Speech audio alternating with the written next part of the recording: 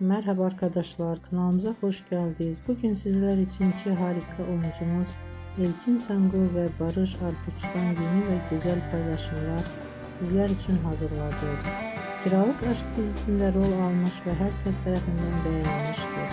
Biz de sizler için onların güzel ve romantik karelerini hazırladık.